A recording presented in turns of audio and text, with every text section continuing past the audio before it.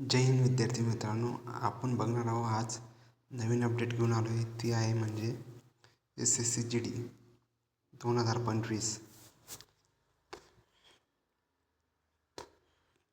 जर फॉर्म चालू होण्याची डेट आहे 1/12/2025 तर लास्ट डेट आहे 31/12/2025.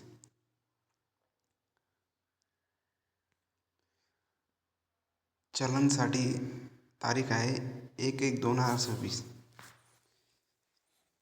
चलन भरण्याची तारीख.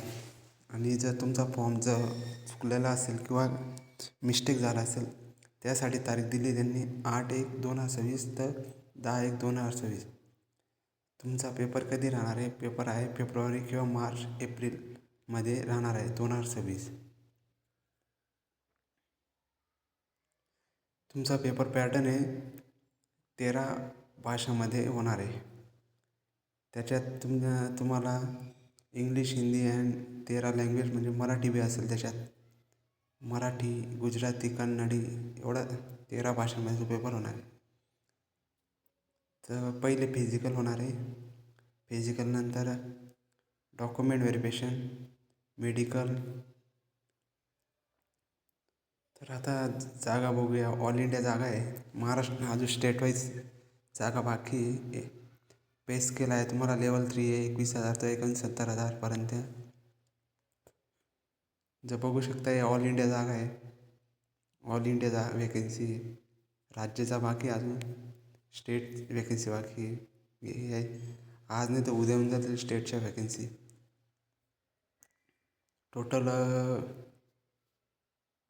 टोटल सर्वसाधारण मेल आणि फिमेल धरून 1706 जागा आहेत. आणि म्हणजे टोटल पूर्ण म्हणजे 25,487 जागा आहे टोटल.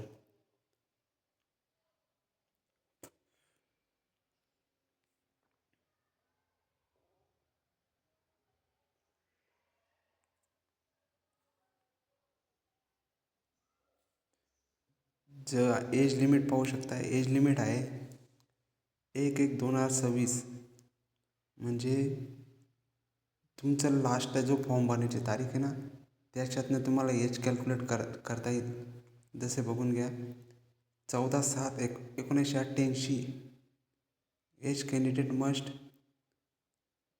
18 इयर टू 23 इयर्स म्हणजे 18 आणि 23च्या मध्ये ओपन कॅटेगरी आहे. आणि त्याच्यानंतर मग त्यांनी दिलं आहे 2/1/2003. आणि लास्ट जो आहे तो 1/1/2008पर्यंतच्या मध्ये जेवढे आहेत ओपन कॅटेगरी त्यांना ते बसतील एजसाठी. नंतर रिलॅक्सेशनसाठी किती SC ST साठी 5 इयर्स, OBCसाठी 3 इयर्स, एक्स सर्व्हिसमॅनसाठी रिलॅक्सेशन सूट दिलं आहे. सर्व कॅटेगरींना पाहू शकता तुम्ही एज किती दिले. म्हणजे 28 वर्षापर्यंत SC ST, OBC 26 वर्षापर्यंत आणि एक सर्व्हिसमॅन त्याच्या याच्यानुसार रेकॉर्डनुसार.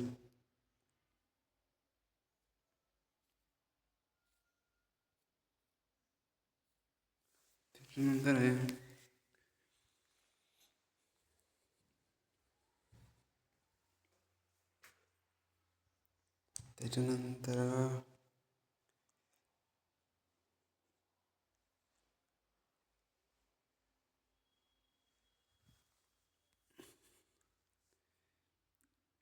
एज्युकेशन पाहायला तुम्हाला 10वी पास.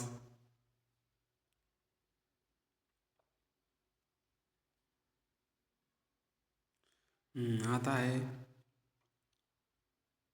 NCCला मार्क. NCCला 5% दिले त्यांनी 5 मार्क. NCCBला 3 मार्क आहे. NCCAला 2 मार्क आहे.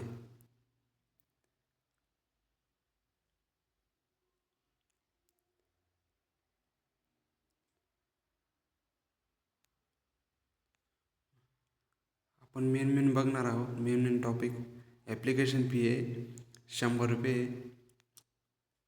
आणि OBC ओपनसाठी 100 रुपये. SC ST एक्स सर्व्हिसमॅन फिमेलसाठी फी नाही आहे. तुम्ही ऑनलाईन वगैरे करू शकता फीचं. आजपासनं फॉर्म चालू झाले आहे.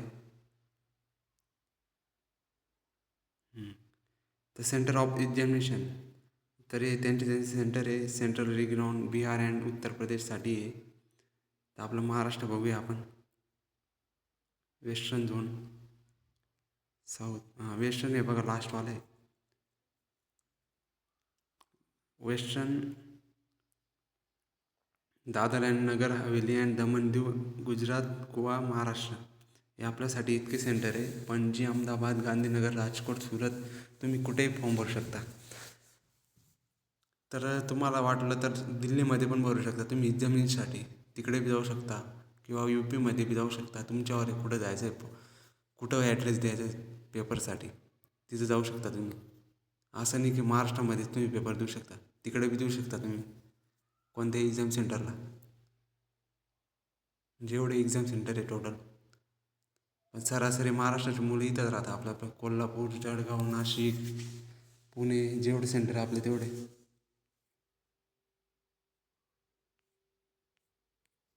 नंतर आहे पेपरचा पॅटर्न आहे. जनरल इंटेलिजन्स अँड रिझनिंगसाठी 20 मार्क आहे. मॅक्झिमम 40, म्हणजे एका क्वेश्चनला 2 मार्क आहे.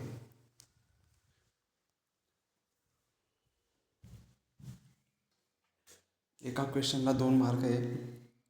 त्याच्यानंतर GK अँड GSसाठी 20 मार्क आहे, त्याला बी 2 मार्क आहे एका प्रश्नाला. 3 नंबरला आहे मॅथमॅटिक्ससाठी बी तेच आहे, 20 मार्क आहे. आणि इंग्लिश किंवा हिंदीपैकी ग्रामरसाठी 20 मार्क आहे. म्हणजे टोटल 80 क्वेश्चन आहे. तर दोघे मिळून 160 मार्काचा पेपर आहे. 2 मार्क एका क्वेश्चनला, तर 160 मार्काचा पेपर आहे. आणि क्वेश्चन येतील तुम्हाला 80. त्याच्यासाठी 1 तासचा टायमिंग आहे. जर तुमचा पेपर होणार आहे आपल्या मराठी भाषेत पण आहे, मराठी महाराष्ट्रवाल्यांसाठी. तर 0.25 मार्कची निगेटिव्ह आहे.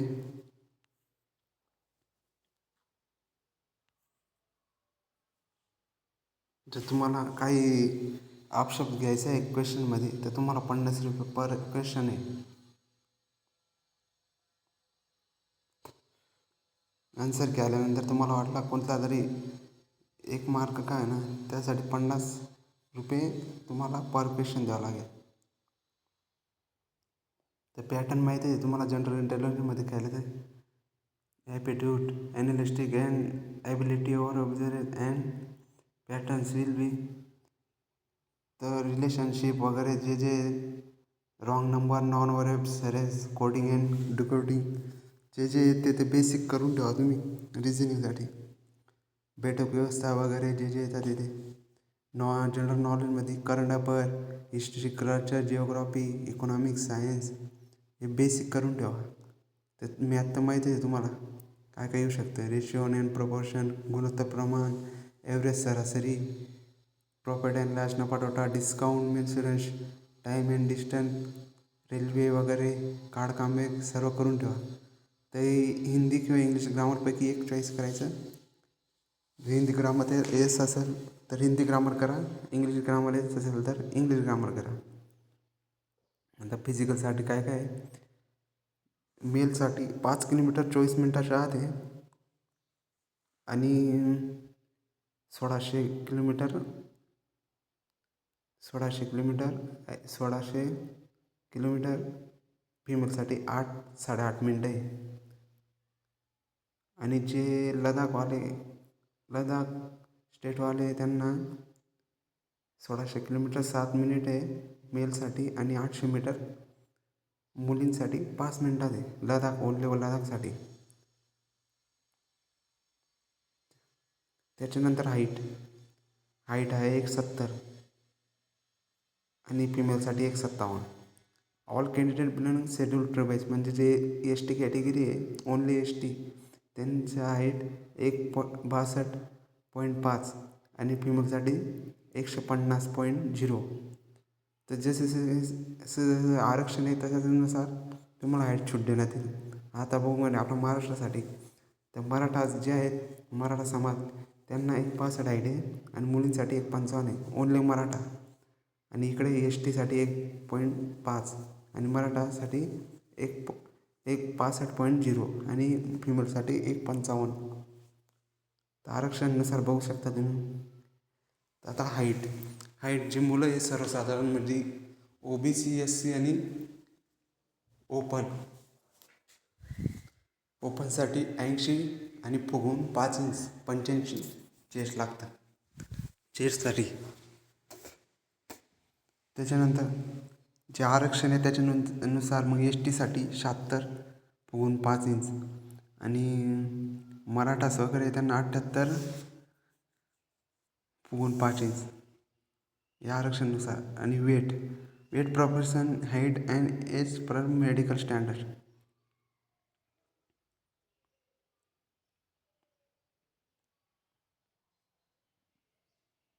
वेट म्हणजे हाईटनुसार वेट होणार आहे त्यांचा. जसं हाईट राहील तेवढे हाईट राहील, एज राहील त्याच्यानुसार वजन करण्यात येईल.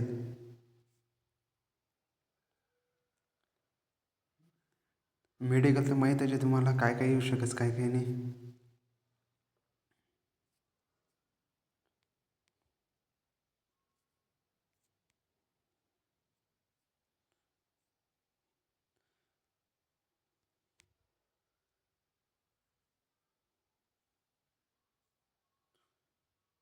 जर रिक्रुटमेंट जे पेपर पॅटर्न आहे तुमच्यासाठी URसाठी 30% पासिंग आहे, OBC EWSसाठी 25% पासिंग आहे आणि ऑल अदर कॅटेगरीसाठी 20% पासिंग आहे.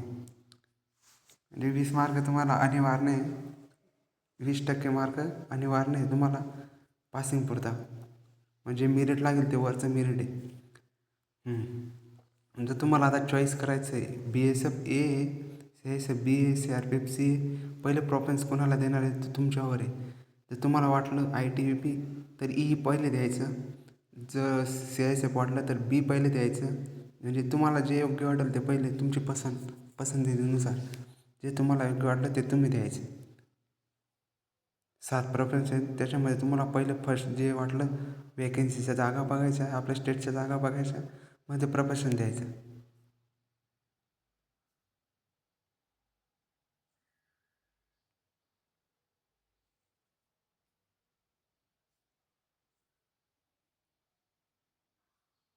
आता निवड कशी होईल?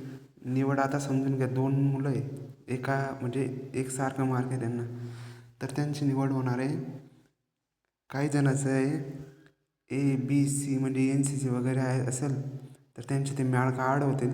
त्याच्यानंतर डेट ऑफ बर्थडे किंवा ओल्ड कॅन्डिडेट प्लस हायर. म्हणजे जर तुमची वय जर जास्त असेल तर तुमची निवड होईल. आणि जर तुमचं आता ते बी मॅच झालं वय तर त्याच्यानंतर तुम्हाला क्वालिफिकेशन जी आहे ते हायेस्ट दिले आहे त्यांनी ग्रॅज्युएशन वगैरे, त्याच्यानुसार बी आउट जर ते बी सेम असेल तर तुमचं अल्फाबेटिकल म्हणजे तुमचं नाव वगैरे जे राहतं ना त्यांच्यानुसार तुमची निवड करण्यात येईल.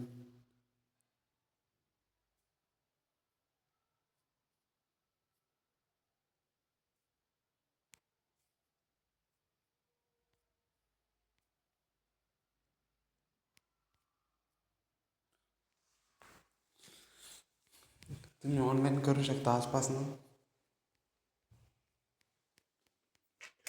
जर काही अडचण आलीच तर मेसेज करा, कमेंट करा. कुठं अडचण आली असेल तर व्हिडिओ आवडल्यास लाईक आणि शेअर आणि सबस्क्राईब करायला विसरू नका. जय हिंद, जय महाराष्ट्र.